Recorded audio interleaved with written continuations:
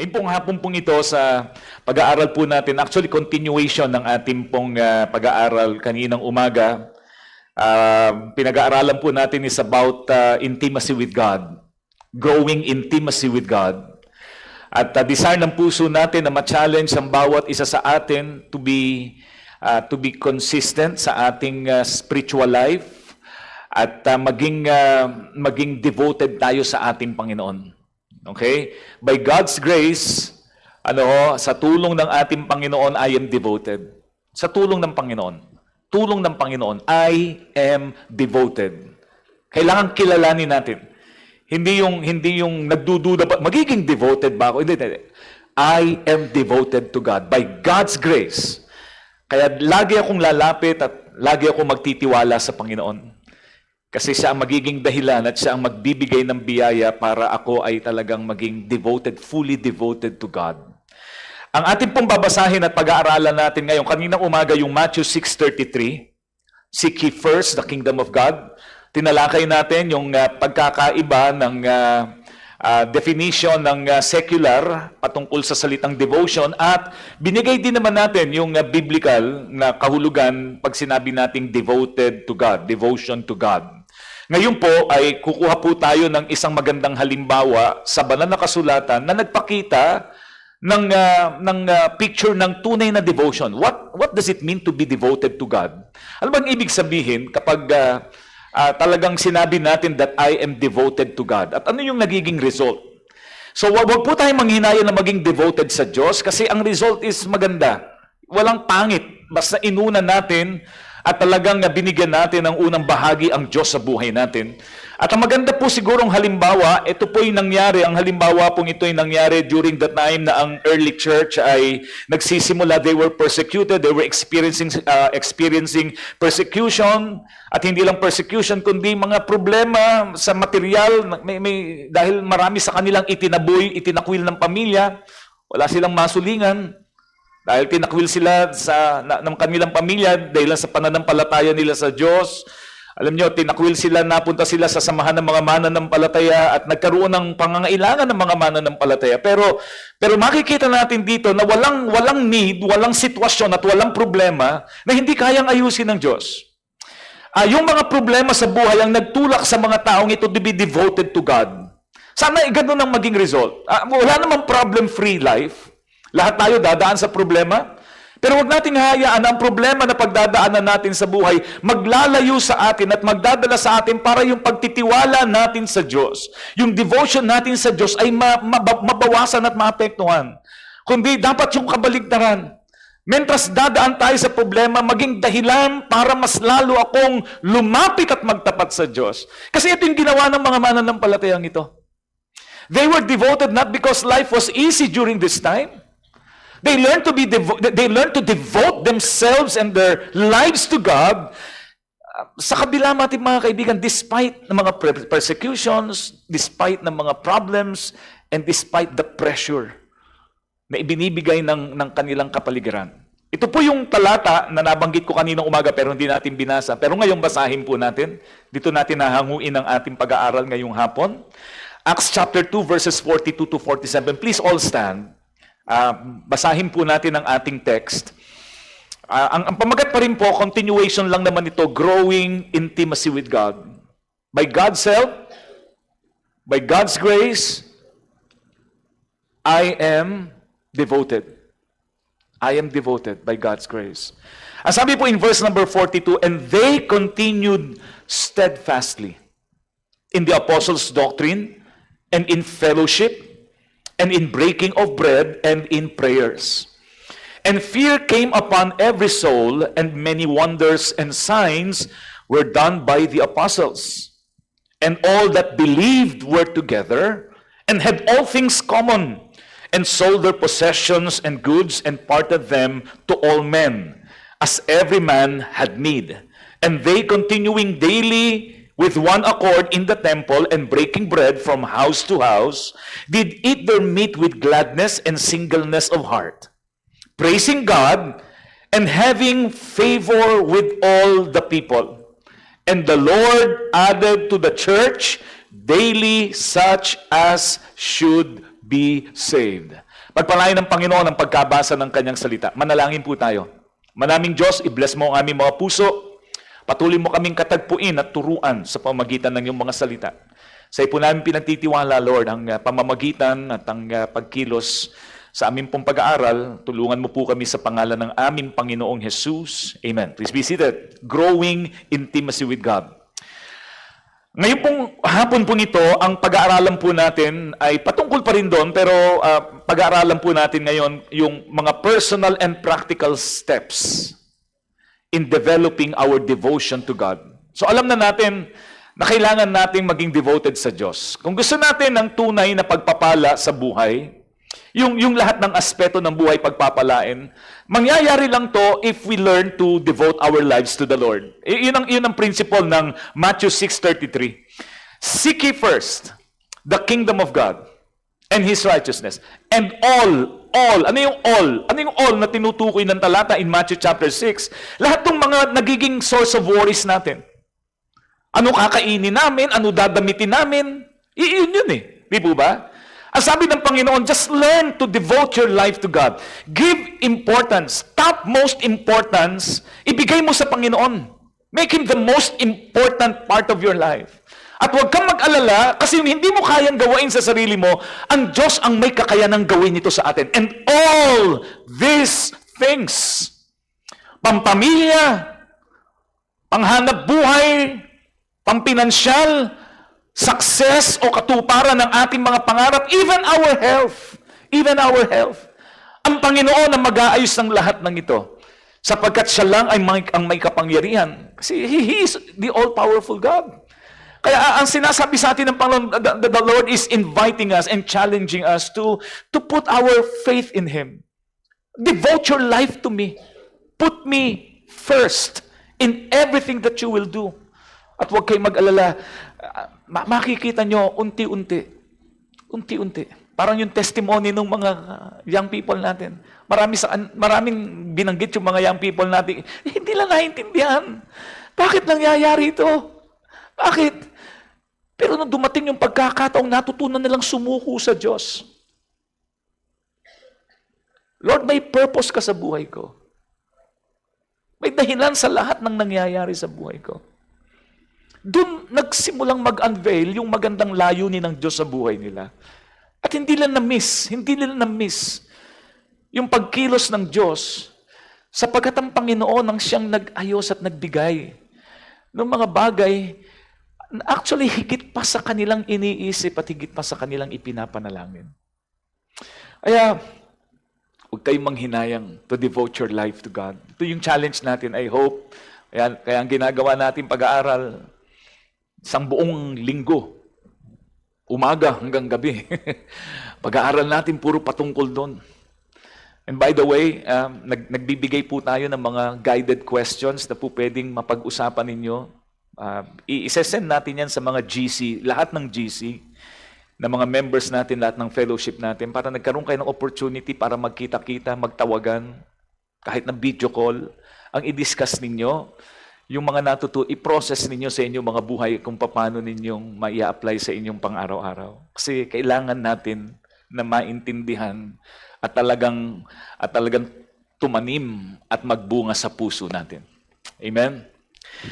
Personal and practical steps in developing our devotion to God. One of the clearest biblical pictures of a devoted life ay makikita natin dito sa Acts chapter 2, verse number 42, sa ating text. Ang ating pinaka-key text, tignan po niyo in verse number 42. Ito po yung ibig sabihin ng devotion devoted. Di ba? Itong sabi, and they, ano sabi? Continued. Kaya ang devotion pala, hindi one time. Hindi one time. Ang devotion, mga kaibigan, ito ay nagpapatuloy. Kaya sabi ng talata, and they, ano sabi? Continued. Continued. Ano sabi? Steadfastly. Di ba? They continued every day. Ang gusto natin maging devoted sa Diyos? Ay, hindi po pwedeng one time, hindi po pwedeng Sunday lang. Hindi po pwedeng kung naisipan lang. Hindi po pwedeng maging devoted ka sa Diyos na ang paglalaanan mo ng panahon patungkol sa Diyos, kung kailan mo lang gusto. Ang sabi dito, they continued steadfastly in the apostles' doctrine and in fellowship and ano sabi, and in breaking of bread. At yan po'y ginawa nila mga kaibigan, alam nyo kung ilang beses? Araw-araw. Daily. Daily. Araw-araw. Kaya kung gusto po nating ma-develop ang ating pong devotion, gusto nyo bang maging devoted sa Diyos? Diba? Meron po tayong kailangan gawin. At ito po yung mga practical steps. I hope makatulong. Sana mai-apply natin sa ating pang-araw-araw na buhay. Again, hindi madali kasi meron tayong mga nakasanayan na. Pero kung yung mga nakasanayan natin ay hindi nag-work para sa atin, kundi nag-work against us, kung meron tayong mga nakasanayan na imbis na nakatulong sa atin, na nagpaging mabuting tao sa atin, nakapagpasama pa sa atin. Imbis na maging makapagpasipag sa atin, nakapagpatamad pa sa atin. Imbis na naging magandang impluwensya sa atin, nakapangit ng impluwensya sa atin, ay, palitan ninyo. Unlearn it and learn new habits. Kumuha tayo ng bagong mga kasanayan. Diba? Kailangan may ipalit ka. At ito yung mga dapat nating matutunang ipalit. Makikita natin that the early believers devoted themselves to 4 foundational priorities. Kung gusto mong maging devoted sa Diyos, ito po yung four foundational priorities na kailangan mong bigyan ng pagpapahalaga. Base po sa kwento at sa halimbawa ng mga early believers ng ating Panginoon. Kung titignan natin mga kaibigan, yung mga talata na binasa natin, verses 42 hanggang 47, makikita natin mga kapatid na yung una na binigyan nila mga kaibigan ng prioridad, na nag-develop ng kanilang devotion sa Diyos. Kung gusto mong ma-develop yan, itong dapat bigyan mo ng priority. Una, ang sabi diyan, the Word. Diba? Ano sabi ng talata mga kapatid? Ang sabi sa talata, and they continued, steadfastly devoted themselves to the apostles, teaching. They continued steadfastly in the apostles' doctrine. Anong ibig sabihin nun? The Word. The Word of God. The Word of God. Hindi po pwedeng magiging devoted ka sa Diyos na wala ang Word of God eh. Kahit anong sabihin natin, hindi ka magiging devoted sa Diyos without reading His Word. Pangalawa, na importanteng bigyan natin ng prioridad, if we really are serious sa desire natin to be devoted to God, not only the Word, but bigyan nyo ng pagpapahalaga ang fellowship. Fellowship. You want to be devoted to God? Bigyan mo ng pagpapahalaga ang fellowship. Yan ang sabi ng talata, mga kaibigan. Ang sabi diyan, and fellowship. And they continued steadfastly in the apostles' doctrine and, and fellowship. Amen? Yan ang reason kung bakit ang dami nating fellowships. Para wala na isa mang sa atin na magsasabi, Pastor, hindi ako po pwede doon. Daming matatanda. Ay, hindi ako po pwede doon. Puro bata doon. Ay, sinegregate na nga natin lahat ng edad eh. Para wala na isa man sa atin ang makakaramdam na out of place ako eh. Wala akong lugar eh. Hindi, lahat tayo may lugar. At bakit natin ginagawa? Bakit natin ginagawa? Kasi ito po ang paraan para tayo ay lalong mapalapit sa Diyos. Kaya ang challenge natin sa bawat isang mananampalataya, sa lahat ng nakikinig, ng mga members natin,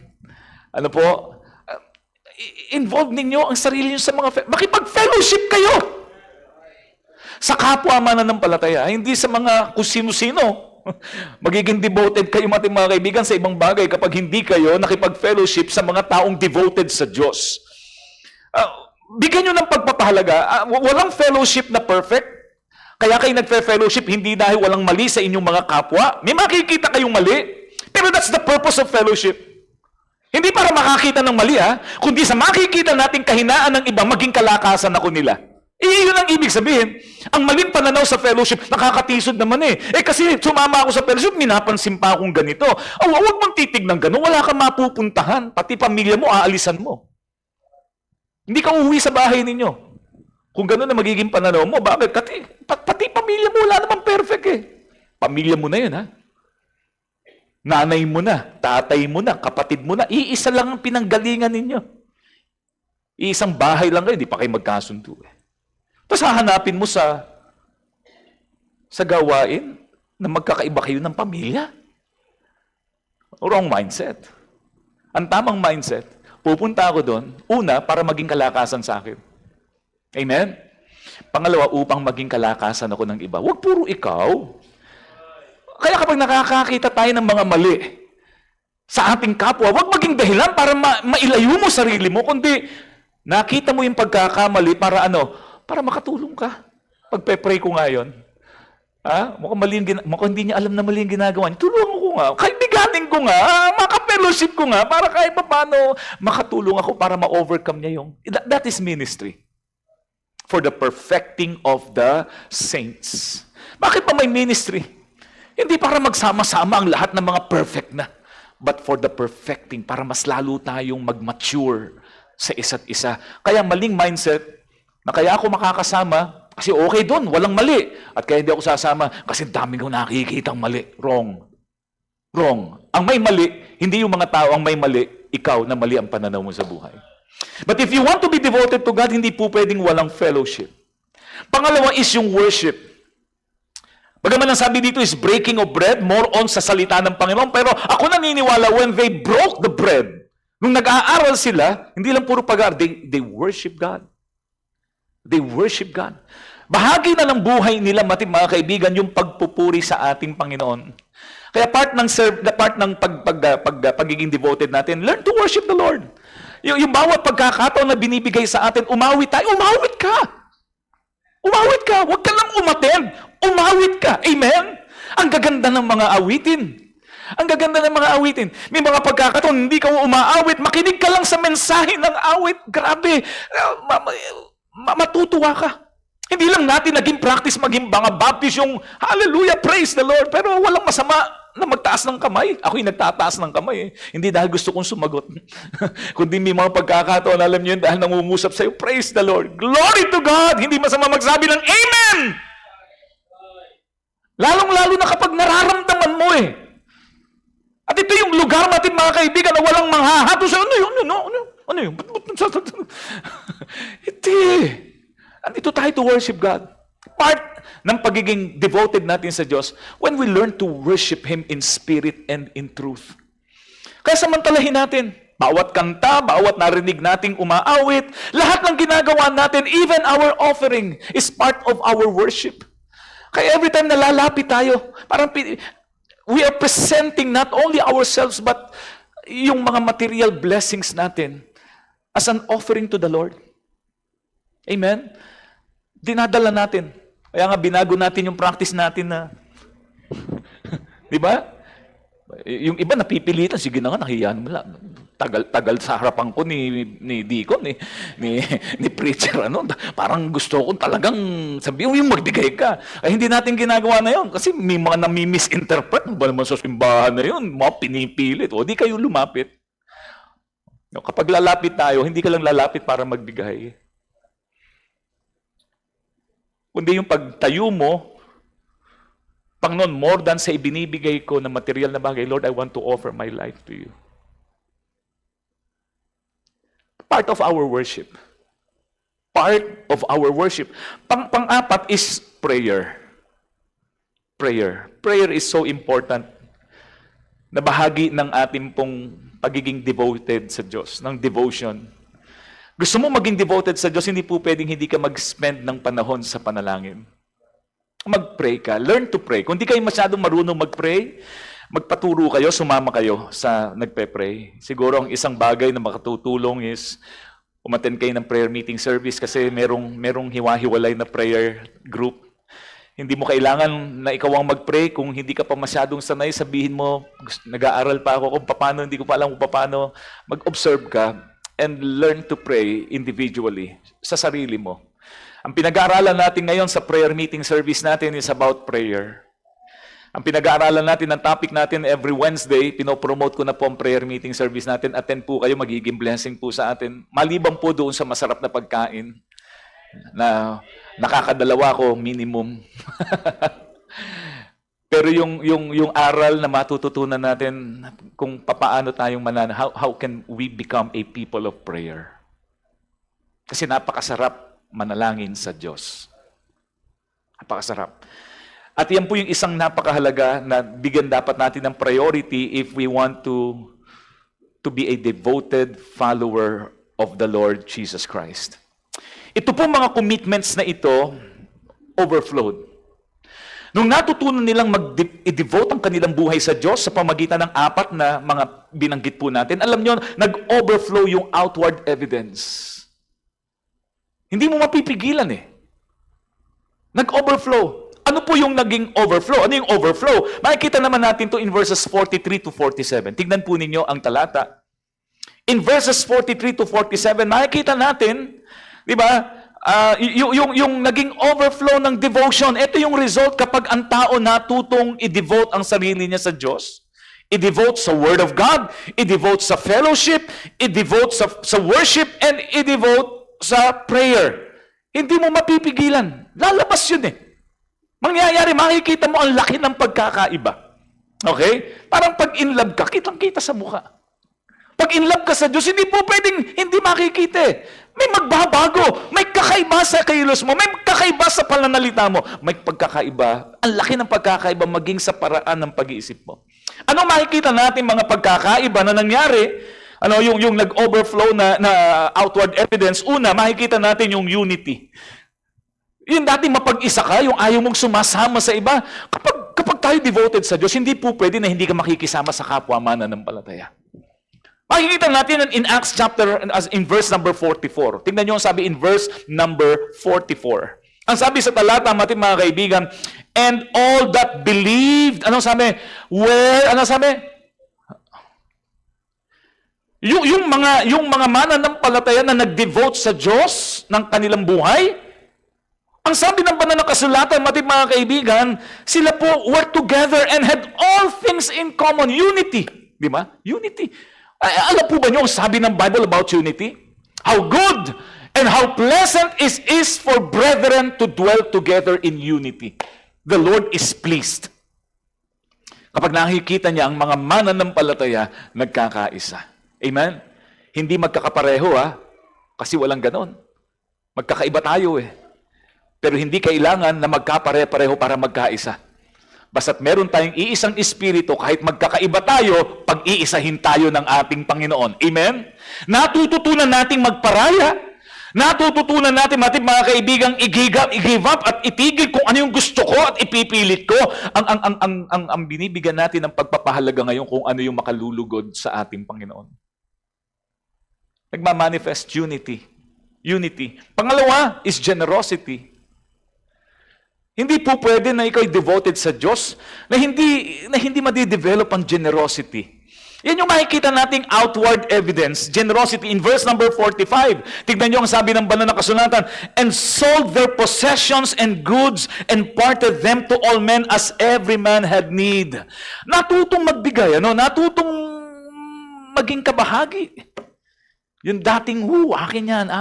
Ngayon, sige. Kapag devoted sa Diyos, nagiging giver, nagiging generous. Amen? Nagiging generous. Hindi po pwedeng hindi maging generous ang isang devoted sa Diyos. You know why? Kasi ang gagayahin mo ang Diyos. Because you are devoted to God, your Lord is generous God, hindi po pwede, you cannot help yourself but to be generous to others. Devoted ka sa Diyos eh. Amen? Follow the leader. Follow your master. Makukuha mo ang ugali kung kanino mo ibinibigay ang pagpapahalaga mo.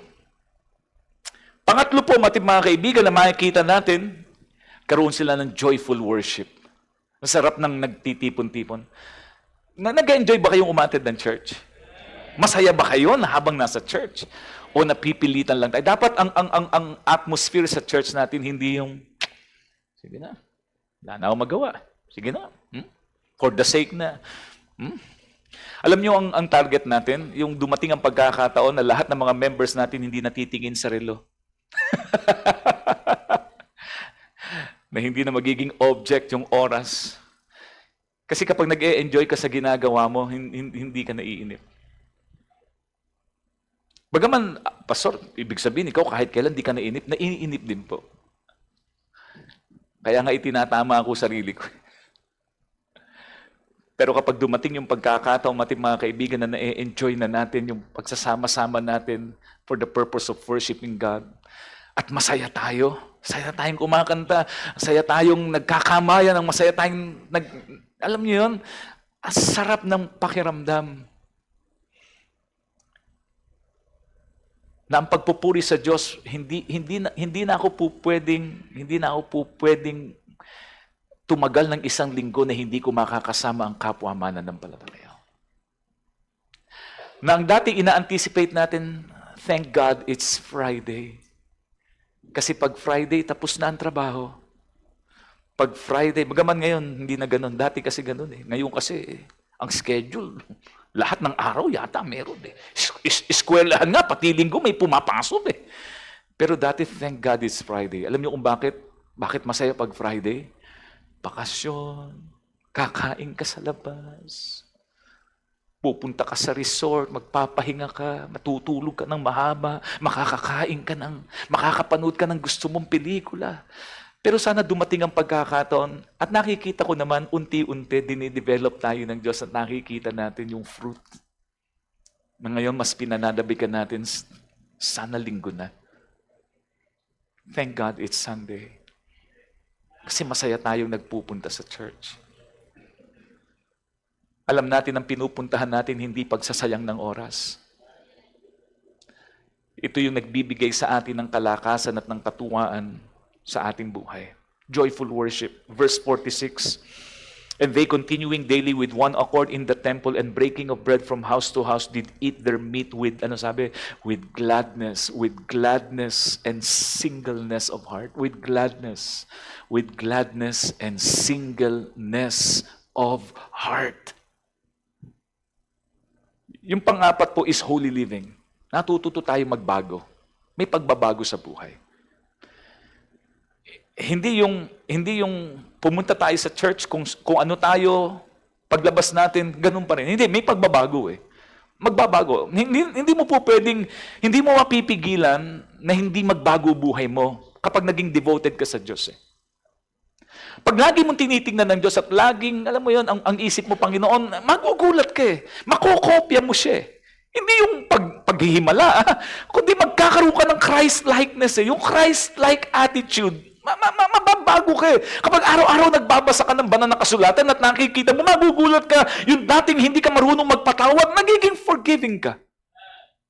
Yung dating ang pasensya mo napakaikli. Ngayon, mga kaibigan, humahaba na ang pasensya mo. Yung dating ang bibig mo, mga kaibigan, ang pangit ng lumalabas sa salita, puro pangit. Ngayon, mga kaibigan, pambihira, natututo ka ng magsalita ng maayos, ng malumanay. Dati, pati ikaw, kinikilabutan ka mag-amen. Ngayon, nagugulat ka ba? Nag-amen ka na? Dati, alien. Diba? Yun lang alam mo, alien kasi ginagawa ang katatawanan. Pero ngayon, amen! Hindi po pwedeng hindi ka magbabago. Hindi po pwedeng hindi. Yung dati mga hilig at gusto mong gawain na alam mong hindi tama, ngayon, nawalang ka na ng gana, ng panlasa sa paggawa nun, hindi ka na at ease na gumagawa ng mga bagay na alam mong hindi tama at hindi ka looban ng Diyos. Yan yung sinabi ng 47, praising God, because you learn to praise God. At dahil nagpupuri ka na sa Diyos, hindi lang sa bibig, pati sa klase ng buhay na ipinapamuhay mo. At lahat ng yun, mga kaibigan, bunga ng pagiging devoted sa Diyos. Yung panghuli is faithful witness. Verse number 47, and having favor with all people. Naging mabuting witness sila. Nagkaroon sila ng favor sa lahat ng mga tao. And the Lord added to the church daily such as should be saved. Nagmanifest, Alam niyo kung bakit nangyari lahat ng yon? Bakit sila sumaya? Bakit sila nagkaroon ng unity? Bakit sila naging Ba't nagkaroon ng pagbabago? Isa lang po ang susi. Because they learned to devote their lives to God. Devotion. Be devoted to God. Lahat po ng mga taong, lahat ng mga bagay nito nangyari because of their devotion to Jesus Christ. Not because they were born devoted, not because they were born generous, not because they were born faithful. They manifested what the Bible calls the fruit of the Holy Spirit. Hindi po madali yun, pero hindi imposible yun. Hindi ikaw ang gagawa nun, kundi si Kristo ang gagawa sa puso mo, at ang Holy Spirit ang magpapabunga ng pagbabago na makikita sa buhay mo. Ang sabi ng John 15 verse number 5, I am the vine, ye are the branches.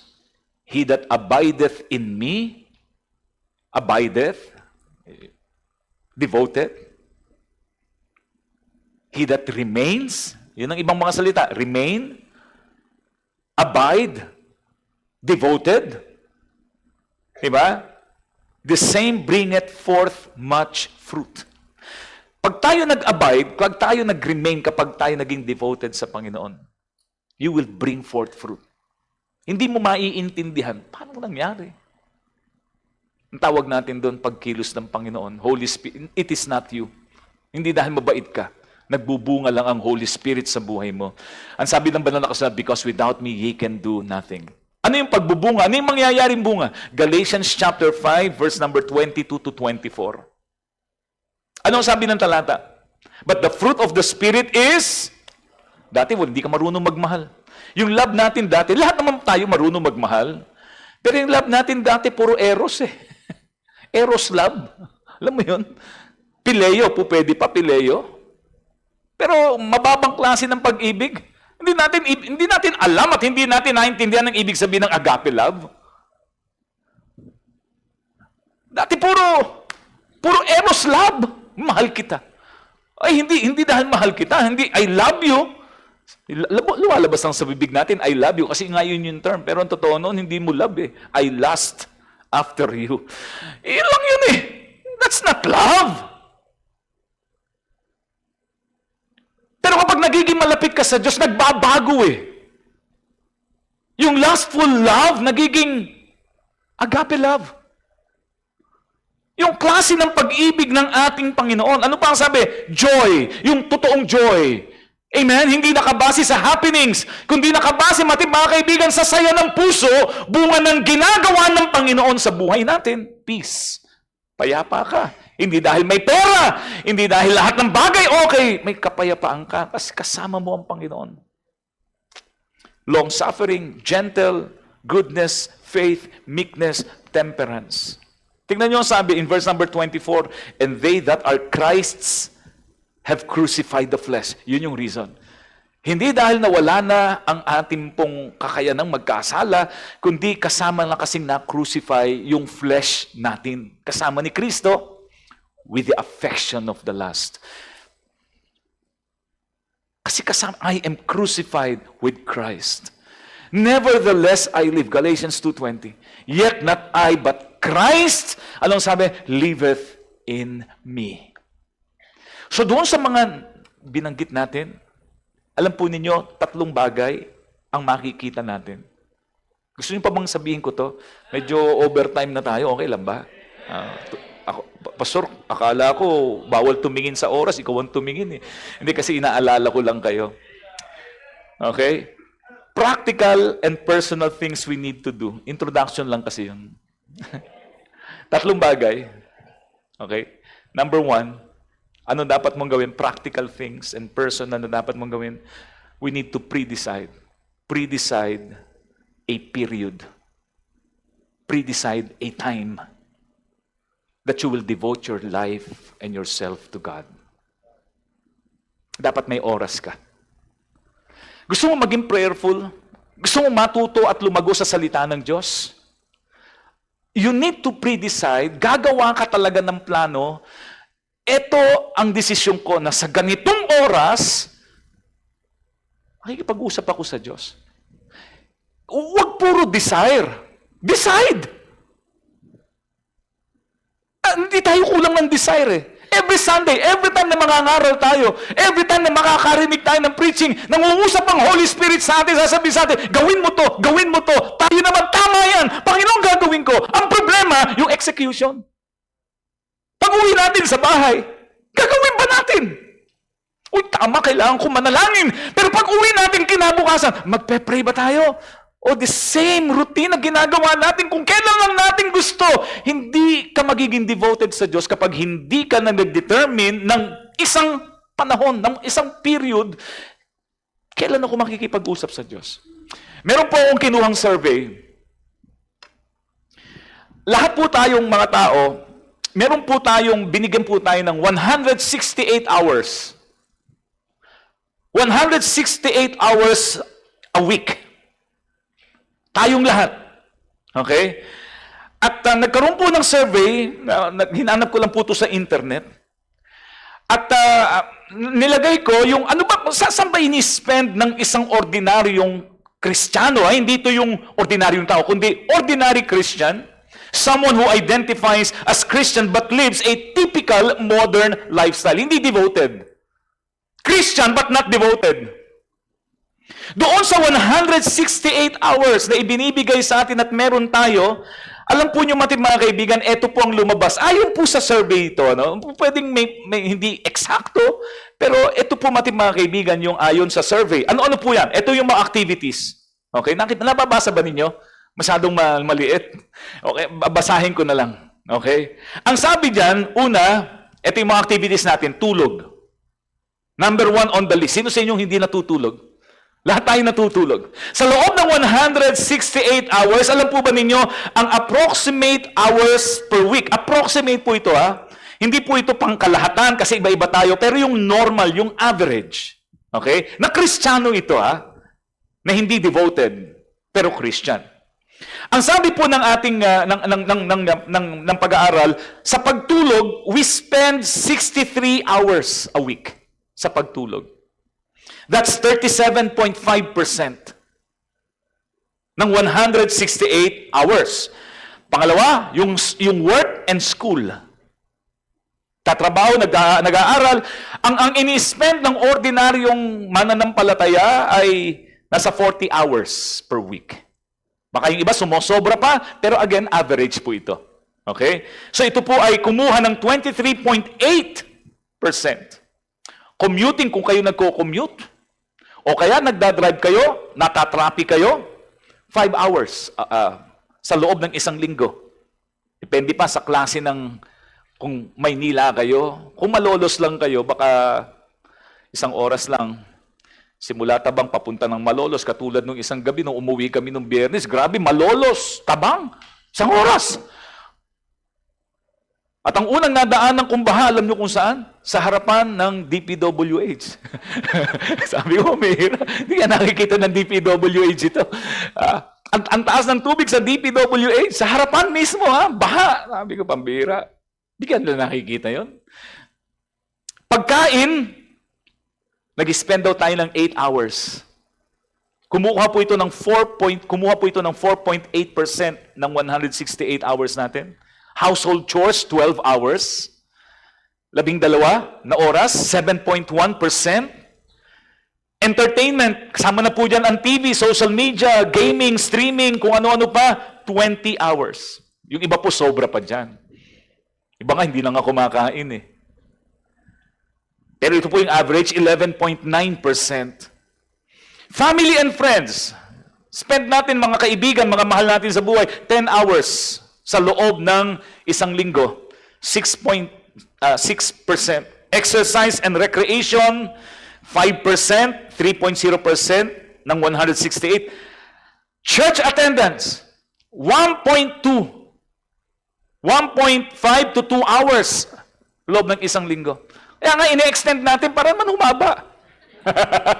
Kasi ito yung regular, 1.5, ang ikli naman! Ay, huwag kayong magtataka kung bakit pinahahaba ni Pastor. Para naman madagdagan. Okay? 0.0. Pansinin niyo yung mga nauna. Lahat na nga, mga 3, 7. Ito, point. Doon palang papasok. Yung sa dalawang huli, church attendance, 0.9 to 1.2% ng 168 hours.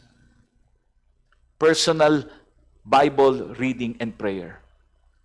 Alam niyo kung gano'ng katagal? 2 to 3 hours. Palagay ko yung iba hindi pa umaabot. Sa loob ng isang linggo. 1.2 to 1.8. Equivalent of 168 hours. Ngayon, ito yung striking comparison dun sa naging survey. Using these figures, ito ang lumabas. Sleep, 63 hours. Work, 40 hours. Entertainment, 20 hours. Personal devotional life, 2 to 3 hours. Baka hindi pa nga totoo yan. Mas mababa pa para sa marami. Church attendance, 1.5 to 2 hours. This means, a typical Christian may spend 20 to 30 times more time sleeping than in personal devotions. 15 to 20 times more time working than reading scriptures and praying. 7 to 10 times more time on entertainment than with God. Binigyan tayo, mga kaibigan, bawat isa sa atin, pantay-pantay, 168 hours every week. Masaya nating ibinibigay ang 63 hours to sleep. We faithfully give 40 hours to work. We easily give 20 hours to entertainment. Yet many Christians struggle to give 3 hours to intentionally meet with God through His Word, prayer, and worship. Tapos magtataka tayo mga mananampalataya, bakit ganon? Nag-pray naman ako pero ba't ang dali kong mahulog sa tukso? Bakit ganon? Uma-attend naman ako ng church.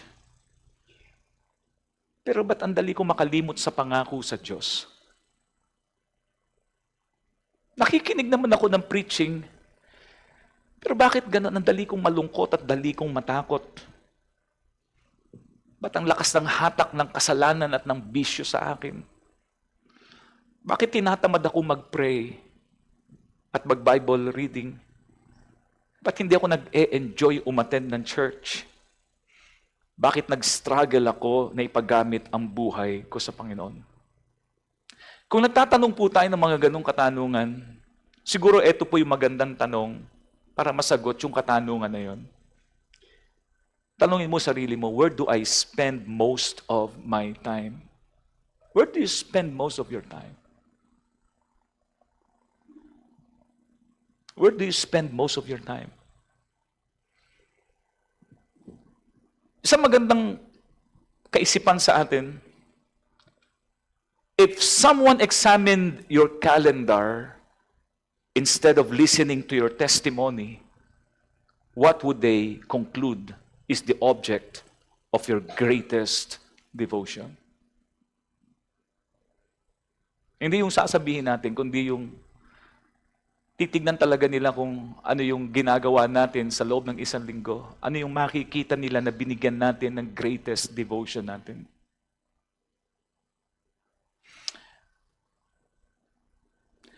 Subukan yung, kung kayo estudyante, subukan yung mag-spend ng 1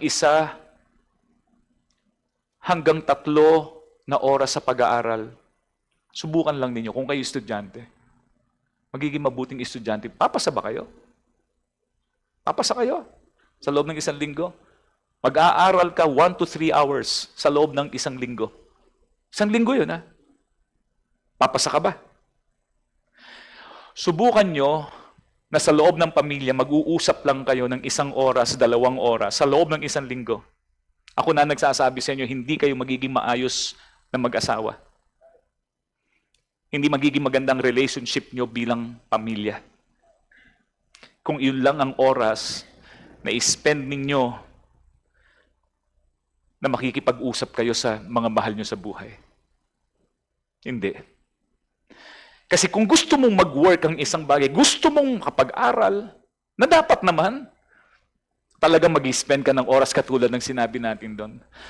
Pero ang sabi nga natin, but seek ye first the kingdom of God and His... Huwag mong pabayaan yung pinakamahalagang bagay kasi iyon yung magdadala ng lahat ng bagay na binibigyan mo ng pagpapahalaga sa buhay. Ganong katagal ang ini-spend natin sa ating Panginoon? You want to be devoted to God, hindi mangyayari yan kapag hindi ka gagawa ng desisyon that I will spend my time in talking with God. Hindi ko sinasabing gawin yung 168, 100 hours. Hindi naman ginagawa ng Diyos yan. Pero bigyan mo ng pagpapahalaga. Bigyan mo ng importansya. Kasi yun yung magde-develop ng devotion mo sa ating Panginoon. Amen? Ang sabi ng banal na kasulatan in Ephesians 5:15-16, see then that ye walk circumspectly, not as fools, but as wise, redeeming the time, because the days are evil. Ano yung personal and practical steps? Pre-decide a period. Pre-decide a time. Pangalawa, bilisan na lang po natin, pre-decide a place. Find a special place. Kung ang nagiging struggle natin is yung magpe-pray, magbabasa ng Bible, makikipag-usap sa Diyos, humanap ka ng lugar. Gumawa ka ng oras. Wag yung busy. Wag yung kung kailan kayo maliligo, kung kailan ka gagawa ng kung ikaw ang tagaluto. 'Di ba? Magluluto ka alas 6 kasi alis ng alas 7. Wag kang gigising ng alas 6 tapos magpe-pray ka. Hindi ka magkapag-pray. Gagawa ka ng paraan eh. Kasi gusto mo maging devoted sa Diyos eh. At hindi lang 'yon. You need to pre-decide ano yung certain place? Alam po niyo, dapat pumili kayo. Meron ba kayong certain place sa bahay ninyo na makikipag-usap ka sa Diyos? Pumili ka. Pastor, ang liit ng bahay namin. Transformer po yung bahay namin, Pastor, by the way. Ano ibig natin na sabihin transformer? Pag umaga, kainan, paggabi, tulugan. Ganun po kaliit ang bahay namin. Wala po akong lugar. Hindi kailangan maging extravagant ang lugar mo na dapat air condition, dapat maluwag, dapat hindi po pwedeng pagkagising mo, mga kaibigan, meron kang isang upuan. Na po pwedeng doon sa upuan na yung mga kaibigan, yun lang yung itatalaga mo na special place. Na kung saan doon ka magbabasa ng Bible, doon ka magpe-pray, doon mo kakausapin ng Diyos. Find a special place. Ang isa po mga kaibigan ng paraan paano mong madidevelop ang devotion mo sa pakikipag-usap mo sa Diyos is yan. Time and place. Ito po'y pinakita sa atin ng Panginoong Kristo mismo. In Luke chapter 5 verse number 16, ang sabi ng Biblia, and he withdrew himself into the wilderness. Meron siyang specific place na pinupuntahan. Meron siyang specific place. Na kung saan yung lugar na yon, pag nandun siya, ang isip niya, maliwalas, talagang kakausapin lang niya Diyos. Find a specific place. Kung yung kama mo, pwede naman, pero kapag ang unang malakas na hatak sa'yo, pag nakakakita ka ng kama is matulog, wag yun, wag ka dun. Makakatulog ka dun. Makakatulog ka. Pwedeng yung iba sa atin, Pastor, kasi parang ang mga anak ko kasi ang gugulo eh. Hindi. Hanap ka ng isang lugar, mga kaibigan, pwedeng kitchen mo na nandoon ka, mag-isa, usap ka lang sa Diyos. Spend time with God. Again, inuulit ko po yung lesson natin sa prayer meeting, hindi kailangan ng panalangin mahaba. Kailangan is heartfelt and meaningful. At hindi kailangan isang oras po, hindi naman kailangan one time po, lagyan mo ng oras. Pray without ceasing. Pwedeng sa umaga, sa tanghali, sa gabi. Amen? Ginawa ni Daniel 3 beses sa loob ng isang araw. Hatiin mo ang panalangin mo. At mag-set ka ng alarm para manalangin. To remind yourself, meron akong kailangan gawain. Gawain mo to. Magugulat ka kapag ginawa mo palagi ng palagi, it will become a habit. At pag naging habit na ito, hindi ka na mahihirapan, hindi mo na magiging struggle. Automatic yung pag ganong oras, titigil muna ako. May mga pagkakataong you will miss your schedule, pero okay lang. Hindi ibig sabihin na miss ko ngayon, imi-miss ko na at hindi ko na itutuloy dahil nakamiss ako, hindi. Uulitin ko ulit. I will start again. I will start again. Yun ang pagbibuild ng devotion sa Diyos eh. Find a special place. Mahalaga yon for concentration. Kasi you will concentrate more kapag meron kang special place. Hindi lang yon, magiging paraan yan for you to be consistent. Kasi meron kang pupuntahan eh. Pag nakita mo na yung lugar, ay pupunta ako. Pagkagising ko, doon ako pupunta. Doon ako pupunta. Sa bahay namin, may kaming dalawang mag-asawa, magkaiba kami ng lugar. Pag ako ang mas maagang nagigising sa amin. Pagbaba ko ng kwarto namin, meron akong isang lugar. Hindi kaagad ako nagpe-pray. Ang ginagawa ko, mga kaibigan, is nagtitimpla muna ako ng kape. Wala namang rule sa Bible na pagkagising mo, dapat pray ka kaagad. Hindi naman, wala namang ganon. Yung iba ganon, okay lang yon. Kung ang conviction ninyo is pagkagising ko, dapat ang unang gagawin ko is to pray. Okay, tuloy mo lang. Gawin mo. Yun ang practice mo, which is good. Okay. Pero ako, hindi yun ang practice ko. Pagkagising ko sa umaga, magbabanyo muna ako siyempre. Kasi, katapos nun, magtitimpla na ako ng kape.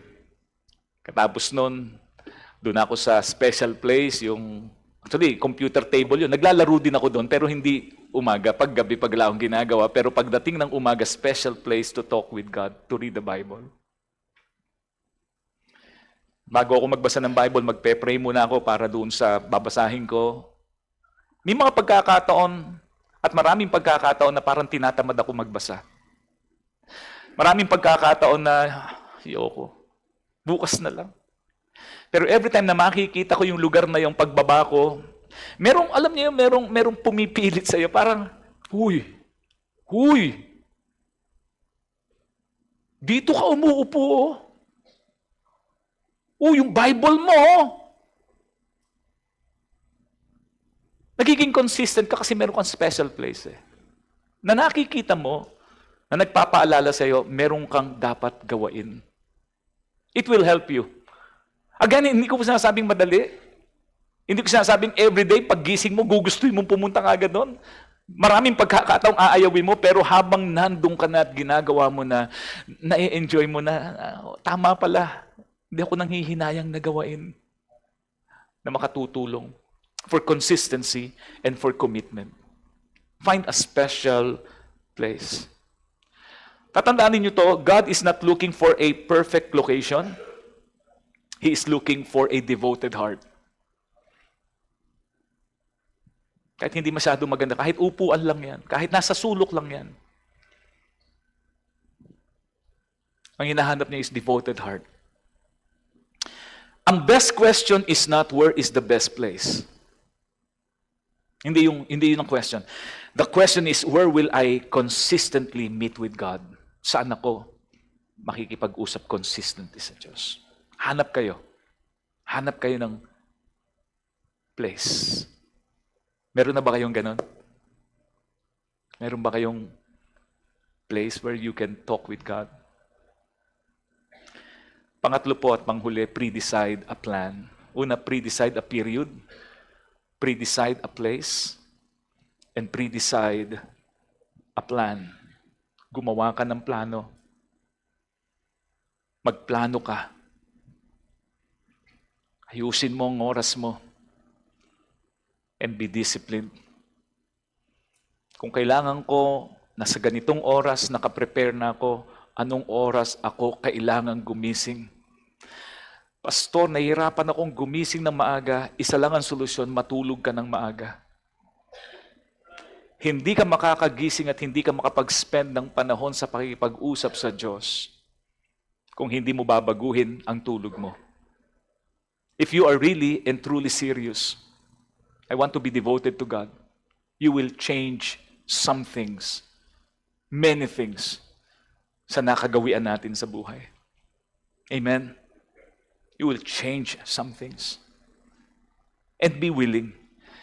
Again, inuulit ko, huwag kang manghinayang. Kasi ang pagpili mo at paggawa mo ng bagay na ito'y makatutulong sa iyo para lalo kang tumatag sa ating Panginoon. Devotion flourishes when there is intentional direction. Be intentional. Be intentional. Be intentional. Huwag mong planuhin lang, gawain mo. Ngayon, I'm sure yung iba po sa atin, dahil alam namin yung dapat gawain. Alam ko yung iba sa atin nagpaplano na eh. Baka nga habang nagpipreach ako, yung iba sa atin mamayang gabi, bukas ng umaga. May naisip na akong lugar, may naisip na akong oras, mamaya ito gagawain ko.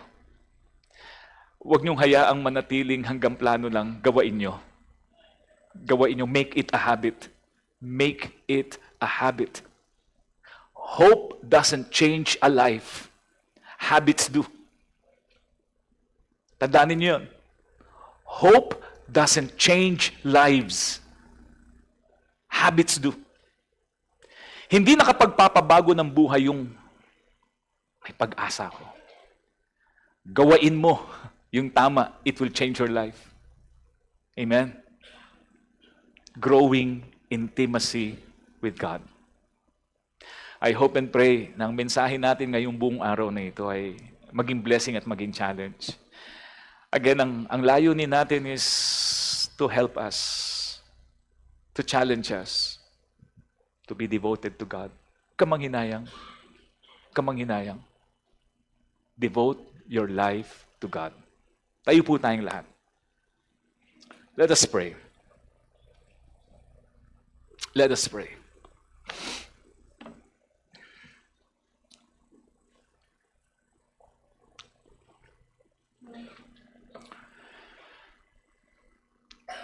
Ang maging panalangin natin ngayong pong gabing ito, ngayong oras na ito, Lord, I want to devote my life to you. Naranasan ko na mag-devote ng buhay ko sa ibang bagay. Pero aamin po ako na hindi ko patunay na nararanasan at nasusubukang i-devote ng buo ang buhay ko sa iyo. If you are looking for something, if you are looking for answers, kung nagpe-pray ka ng pagbabago, kung nagpe-pray ka ng pag-aayos, kung nagpe-pray ka na maranasan mo ang kapangyarihan at ang presensya ng ating Panginoon sa buhay mo, make a decision to devote your life to God because He will change your life. Only He can change you. Only He can satisfy your soul. Panginoon lang ang makakagawa nito sa atin. Hindi tayo, hindi trabaho, hanap buhay. Subukan mo ang Panginoon. Subukan mo siya. Marahil ito ang challenge sa atin ngayon ng Panginoon. We want to grow in our faith. We want to grow our intimacy with God. Ngayong oras na ito, magsisimula ang pagpapalalim ng ating relasyon sa Diyos. If you will decide, today, I am surrendering my life to you, Lord. Iusin mo po buhay ko. Unahin kita. Susubukin kita. Kung ito pong desire ng puso natin at challenge ng Panginoon sa buhay natin, simula kaninang umaga, ngayon, hindi ko alam kung papaano ang Panginoon ay nangungusap sa atin. Pero kung dinidil tayo ng Diyos sa pagkakataon pong ito, anyayahan ko po kayo, bago po tayo matapos ng ating service, lapit natin ang ating mga sarili. Let us surrender our will. Let us surrender our life. Surrender natin yung buhay natin sa ating Panginoon. Let us make a decision that by God's grace, I will be devoted. I will be devoted. Kung ito pong panalangin natin. Come forward. Manalangin po tayo sa Diyos. God bless you.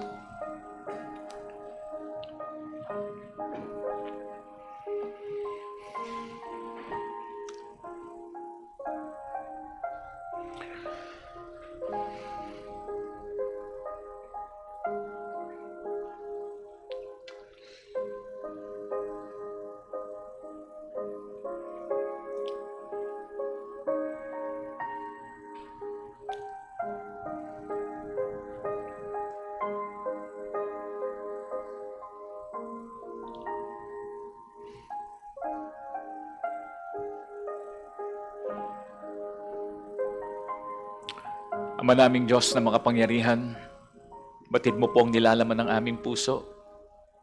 Alam mo po yung aming desire. Lord, humingi po kami ng tulong ng biyaya mo. Hindi po namin kayang gawing mag-isa. Kinikilala namin, Lord, na meron kaming kahinaan. We are inconsistent. We are unfaithful. We are not devoted. Pero Panginoon, ngayon pong oras na ito, sa pag-amin namin, Lord, ng aming katatayuan, Lord, pinanghahawakan po namin that by your grace, by your help, I am devoted. We are devoted. We are faithful. We are consistent. Panginoon, tulungan mo po kami. Bigyan mo kami ng biyaya na mapaalalahanan kami palagi ng mga bagay na yung ipinapangusap sa amin ngayong gabing ito. At huwag po itong manatiling pangungusap lang. Kundi ang pangungusap na ito, Panginoon, ay i-apply namin sa aming pang-araw-araw na buhay. Bigyan mo kami, Lord, ng banal na pagkasawa sa routine na buhay na masaya malungkot, na mapayapa at walang kapayapaan pagkatapos ng ilang panahon. Matapat. Katapos ng ilang araw, balik na naman sa dati. Lord, ayaw na namin ng ganitong buhay at mangyayari lamang ito kung matututunan naming isurrender ang aming mga buhay sa iyo, Panginoon. Tulungan mo po kami. Tulungan mo po kami. Hawakan mo ang aming mga buhay. At anuman ang pangungusap na ginagawa ng Holy Spirit sa amin, anuman, Lord, yung ini-impress ng Holy Spirit, ng yung mga salita, habang kami po'y nakikinig simula kaninang umaga hanggang ngayong gabing ito. Lord, tulungan mo po kami na maisagawa po namin. Help us to apply it, Lord. Tulungan mo po kami. Nagawain po namin ito at kami ay manatili nahihingi ng biyaya at ng saya, ng tuwa para magawa namin ito ng may pagpapatuloy. Itinataas ka namin sa aming pong kalagitnaan. Salamat po sa buong araw ng pananambahan, sa mga narinig po naming mga salita mo at challenge ng mga patotoo at amin pong binabalik lahat sa iyo ng kapurihan. In Jesus' name we pray. Amen. Amen. Witin po natin.